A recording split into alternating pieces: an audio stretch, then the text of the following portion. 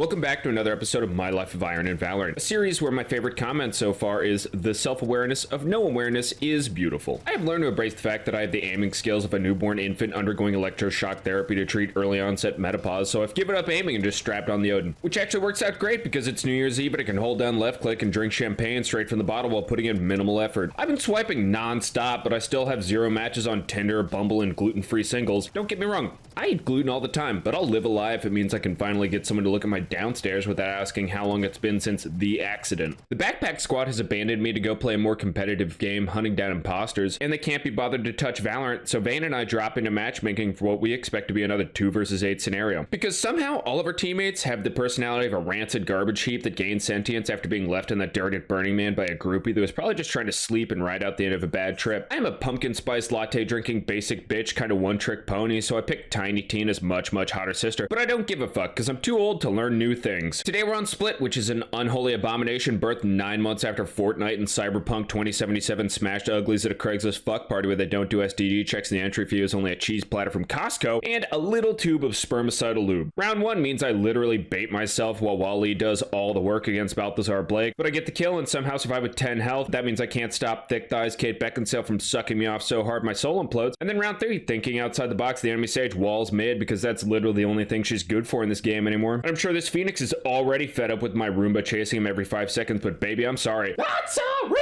Viper Vayne can't be bothered to let me know he's at a Jolly Green Giant splooge to fuel this paper-thin wall protecting us, and it's going down, so I get treated like Bambi's mom, reliving a very real nightmare. So now Vayne's in a 1v1 with Omen, and I feel confident because Vayne has that big clutch energy, and he's going to show Omen why Viper is the most underrated agent in this Minecraft quality search and destroy. Oh, that's right, I mentioned COD. I didn't play CSGO until Project A was announced. As far as I'm concerned, Valve ripped off the search and destroy game mode. I look forward to all of your downvotes. Round 4 means I'm warmed up, the team's got some chemistry going finally, and I swing this jet so hard that it just feels like there's 10,000 pounds of pudding inside of me. Hard carry Viper must be more colorblind than me because they're literally sitting in this toxic queef cloud and can't snap to a blind Alice Cullen before getting their hot topic ass sent to the spectator screen. This causes our last 2 Titanic grade anchors to become more exposed than my uncle on Thanksgiving, so no surprises when A site turns into an absolute bloodbath. Apparently the whole team is pants shittingly drunk because we can't kill the vampire sex goddess while she's jumping around and throwing an ability. Holy fuck, can we forfeit yet? I need to drop out of this slightly prettier version of Iron and get back amongst my people. I finally managed to scrape together enough pawn shop Yu-Gi-Oh cards to buy the Crutch Master 5000, and wouldn't you know it, we finally managed to win a round. It's pretty obvious how the rest of this match is going to go, so let me walk you through the next 6 rounds. Dead, Odin spray, Optin the baby maker, suicidal teammate, dead! Defense round. Big surprise, the enemy rushes B, which lets me show off this grenade throw to remind everyone once again why I'm ranked way above my actual skill set, but I redeemed myself by glossing over this Reyna in no man's land. Can someone check in 6 months to see if I got glasses yet? I show this Jet how the classic is the most OP